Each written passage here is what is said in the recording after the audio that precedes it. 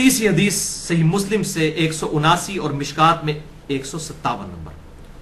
عبداللہ ابن مسعود رضی اللہ تعالیٰ عنہ کہتے ہیں کہ نبی صلی اللہ علیہ وسلم نے ارشاد فرمایا کہ تمام انبیاء کے ساتھ ایسا ہوا کہ جب بھی اللہ تعالیٰ کسی کو نبی بنا کر مبعوث کرتا ہے نا تو اس کے کچھ خاص حواری اور خاص اصحاب ہوتے ہیں جو اس کی سنت کو مضبوطی سے پکڑ لیتے ہیں، بڑی مضبوطی کے ساتھ، بڑے پیشن کے ساتھ والنٹیئر ہوتے ہیں. لیکن جب وہ اصحاب فوت ہو جاتے ہیں پھر ان کے ناخلف جانشین پیدا ہوتے ہیں. وہ کہتے ہیں جو کرتے نہیں اور وہ کرتے ہیں جس کا اللہ نے حکم نہیں دیا ہوتا.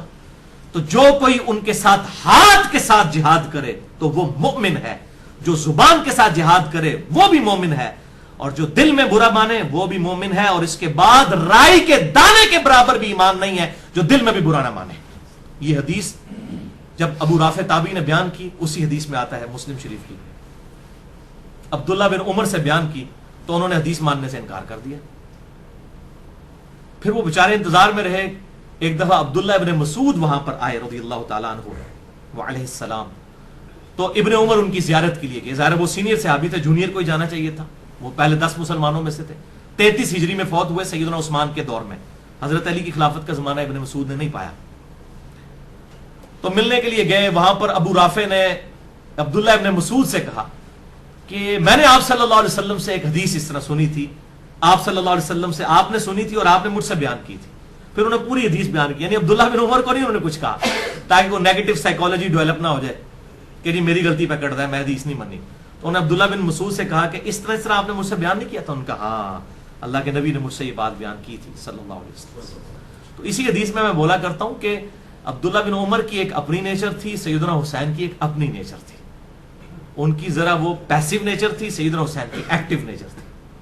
اسی لیے انہوں نے وہ پہلے درجے پر آئے نا کہ برائی کو ہاتھ سے روکا.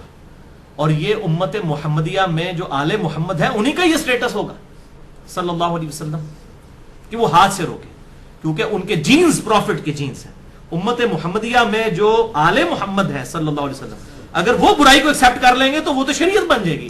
اسی لیے سیدنا حسین کھڑے ہوئے اس وقت. قیام حسینی کی بنیاد یہ چیز تھی. چوتھی حدیث صحیح مسلم میں 177 اور مشکات میں 3997 کہ مروان نے عید کا جو خطبہ ہے یہ نماز سے پہلے شروع کروا دیا. یہ حضرت معاویہ رضی اللہ تعالیٰ عنہ کی طرف سے مکہ مدینے کا گورنر تھا اور اس نے جو کچھ خباثت کی ہے اسی کی وجہ سے حضرت عثمان بھی شہید ہوئے.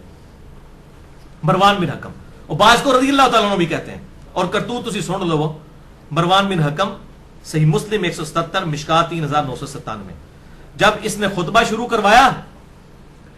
اچھا مشکات میں آدھا حصہ ہے اس کا، پوری حدیث صحیح مسلم 177 نمبر موجود ہے کتاب الایمان چیپٹر میں. اس نے پہلے خطبہ شروع کروایا. حالانکہ سنت کیا ہے کہ جمعے کا خطبہ نماز سے پہلے ہوگا، عید کا خطبہ بعد میں.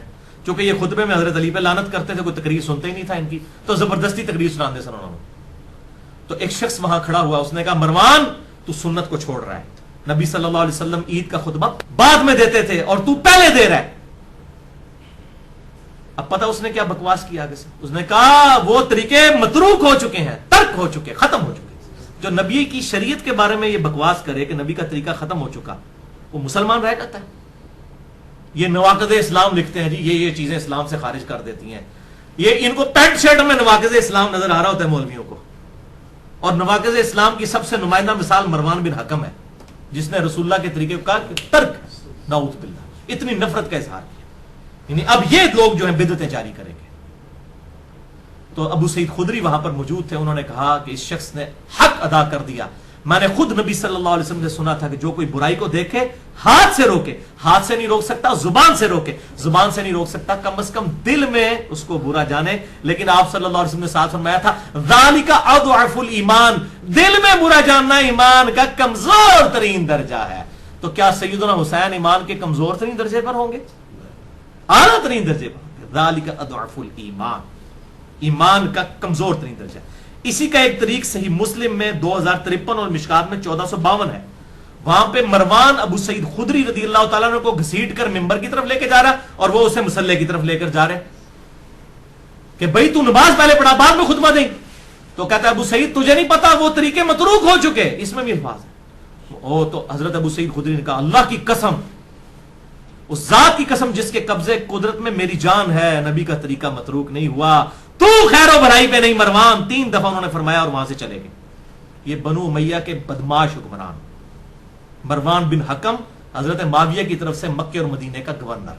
اور اسی کے بارے میں صحیح بخاری میں 4827 نمبر حدیث ہے کہ اس نے زبردستی ابو بکر کے بیٹے سے یزید کے لیے بیعت لینی شروع کی حضرت معاویہ کی زندگی میں، ان کے مرنے سے بھی 4 سال پہلے، ایک وقت میں 2 خلیفوں کی بیعت. اور جب انہوں نے انکار کیا تو کہا اس کو پکڑ لو، تو وہ حضرت عائشہ کے حجرے میں چلے گئے. اور ڈیٹیل کے ساتھ احادیث الحمدللہ موجود ہیں. تو یہ بدماش لوگ ہیں بنو امیہ کے لوگ، جن لوگوں نے اس طریقے سے دین کا بیڑا غرق کیا. اب میں آپ کو آخر میں 2-3 منٹ میں بتا دیتا ہوں کہ ان کا چٹا بٹا میں نے سارا کھول دیا. یہ بھائیوں میرا ریسرچ پیپر ہے، یہ ہے ہسٹوریکل ریسرچ پیپر. واقعہ کربلا کا حقیقی پس منظر 72 صحیح الاسناد احادیث کی روشنی میں. یہ خیالی پس منظر نہیں ہے، یا یہ جھوٹی تاریخ نہیں ہے صلاح الدین یوسف صاحب کی لکھی ہوئی اور کفایت اللہ سنابلی صاحب کی. یہ حدیثیں ہیں، اس میں 150 طریق میں نے 150 احادیث جمع کی ہیں. 72 شہدائے احد کی نسبت سے ایک نمبرنگ کے اوپر کئی احادیث موجود ہیں. اور الحمدللہ یہ انٹرنیشنل پمفلٹ ہے. سب سے پہلے میں نے عربی میں لکھا ہے، اس کے بعد اس کا اردو ترجمہ ہوا، آج کل ہندی ہو رہا ہے اور انگلش بھی عنقریب آ جائے گا. اہل سنت پاک.com پہ جائیں، ریسرچ پیپرز میں جا کر 5B ریسرچ پیپر تقریباً 6.5 MB کی فائل ہے، PDF ڈاؤن لوڈ کریں اور پڑھیں. اور اس میں یہ سارا چٹا بٹا میں نے کھول دیا. بنو امیہ کی بدماش حکومت کا جو ناخلف جانشین، جو سورہ مریم کی آیت نمبر 59 میں آیا کہ نبیوں کے جانے کے بعد اور خلفائے راشدین کے اور صحیح پکے جو والنٹیئرز اصحاب ہیں ان کے جانے کے بعد کس طریقے سے جو ہے وہ جانشین مسلط ہو جاتے ہیں، حکمران بن جاتے ہیں، ان کا پورا چٹا بٹا میں نے اس کے اندر کھول دیا ہے. سرچ پیپر نمبر 5B واقعہ کربلا کا حقیقی پس منظر 72 صحیح الاسناد احادیث کی روشنی میں. اہل سنت پاک.com سے آپ اسے ڈاؤن لوڈ کر سکتے ہیں. 6.5 MB کی فائل ہے. انشاءاللہ عربی میں بھی اور اردو میں تو آپ کو فوراً مل جائے گی، ہارڈ کاپیز بھی یہاں پہ کلرڈ مل جاتی ہیں. اور اس کے بعد انگلش اور ہندی ترجمہ بھی الحمدللہ اس کا آنے والا ہے. اللہ تعالیٰ سے دعا ہے جو حق بات میں نے کہی اللہ تعالیٰ ہمارے دلوں میں راسخ فرمائے. اگر جذبات میں میرے منہ سے کوئی غلط بات نکل گئی تو اللہ تعالیٰ ہمارے دلوں سے معاف کر دے. ہمیں کتاب و سنت کی تعلیمات پر عمل کر کے دوسرے بھائیوں تک پہنچانے کی توفیق عطا فرمائے. سبحانک اللہم و بحمدک اشہد ان لا الہ الا انت استغفرک و اتوب الیک وما علینا الا البلاغ المبین.